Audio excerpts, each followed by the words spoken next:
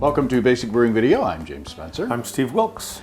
We're going to revisit an old friend today. Hey, see ya. And that's Amarillo hops. Amarillo hops. I knew him well. I mean, now remember when Amarillo first came out and we were just all in love with them? They were the new thing. And they were just like, oh my God, I can't believe how great these hops taste. It was like the 64th color. It was that one that you coveted.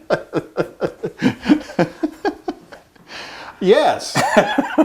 So you know, you had a box of 64 colors. That. Okay, yeah. Did you? Is that the one with the little sharpener in the back? If you were a poor kid, you only got 32 colors. Well, that's me. Okay. Or you get the generic ones. Yeah, that's right. So anyway, I was at your shop and I said I want to play with cryo hops, and I said, you know, what's the funnest, you know, newest thing to do with cryo? And you said, hey, why don't you just do Amarillo? Because we haven't done Amarillo in a while. Right. Let's do it. And so I wanted to do this. This is based on the recipe that I based on the Bell's Two-Hearted Ale clone recipe. So that's what it's based on, and it's the same except for when you get to the dry hopping part. Okay. So I started off with 10 pounds or 4.5 kilograms of American two-row, 3 pounds or 1.4 kilograms of pale malt, and 8 ounces or 227 grams of 40 Lovibond Crystal. And this is a 5-gallon batch. I put that into 8 gallons or 30 liters of water, and I rested that at 150 degrees Fahrenheit or 65 C for, in this case, 75 minutes, but about an hour, something like that. And then I collected my wort and boiled for 15 minutes and then added 1.5 ounces or 42.5 grams of Amarillo at 10.3% alpha acid. And that boiled for 45 minutes. And then the last 30 minutes of boil, I added again 1.5 ounces or 42.5 grams of Amarillo. And that boiled for 30 minutes. And that's all the hops in the boil. So I chilled it and pitched with Imperial A07 flagship. And then after it fermented for, I think it was 5 days, I added into the fermenter 1 ounce or 28 grams of Amarillo Cryo hops at 17.4% alpha acid. And I put them into a little bag with marbles and then left that in there for 2 days.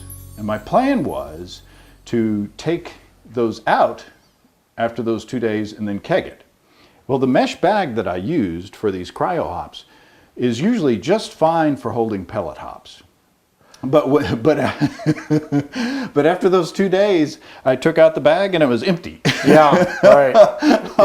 All the cryo hops had just disappeared. They just disappeared into the beer. Yeah.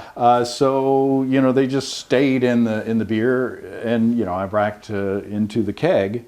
Original gravity of this was 1064. Final gravity 1008 for an ABV of 7.5%. Now we've been sick. We've started off 2020. You've been sick longer than I was, but we have both been suffering from the crud. So this is the first time that we've been able to get together in the new year. So this beer has been in the keg for about a month. So the hops have gone through a little transition, and so it's aged. Yeah, but it's still pretty tasty. Let's see what you think. It's a lovely beer. It is a lovely beer.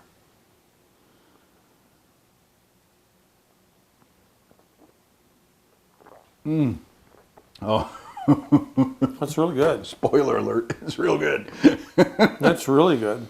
And that's just 1 ounce of those cryo hops. Yeah.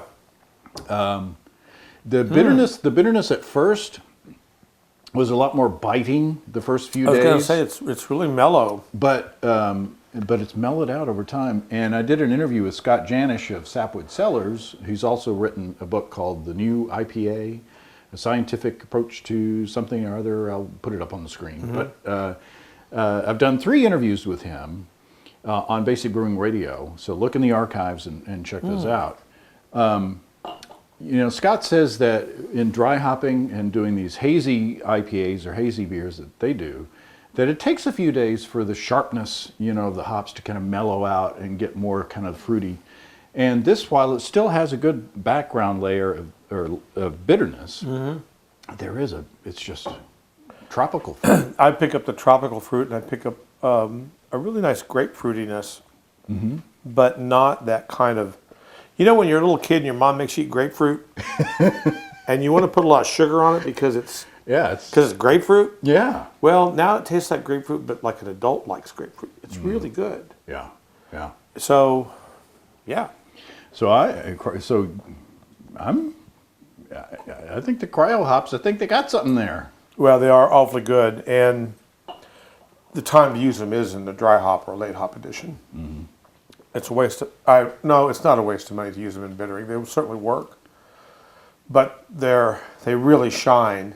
That lupulin really shines as a dry hop or hop stand kind of placement.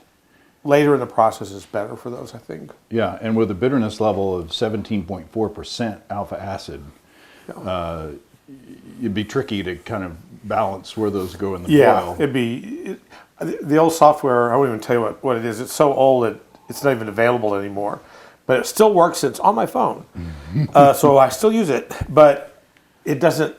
It won't even register alpha acids that high. It does not compute. It won't. I can't get over like 18% alpha on any given hop. I'm like, I want to put cryo hop in and I can't.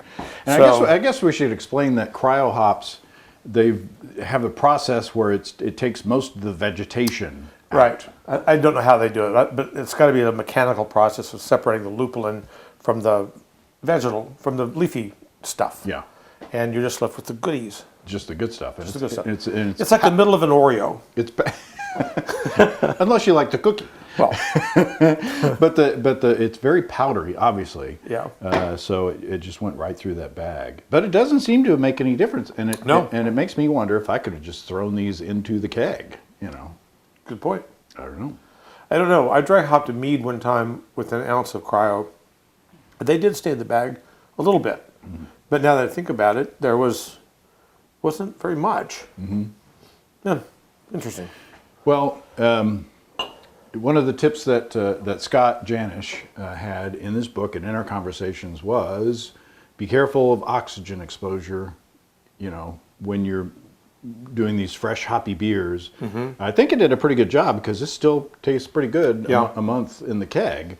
But, when you are dry hopping, that's an opportunity for exposure to oxygen. Yeah. And so CO2 purging and, all these, anything that you can do to, limit the exposure of oxygen to your beer, it causes staling. The hops fade, more quickly. Yeah. So, very good. Well, great beer, James. Good job. Pretty good first beer of 2020. Yes, indeed. And thanks for sticking with us into the new year. Yes. And we'll see you next time. Cheers. Come and visit us online.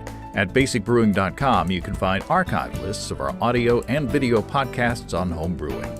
You can also find our DVDs and our Brewer's Logbook, where you can track and log up to 50 batches of beer.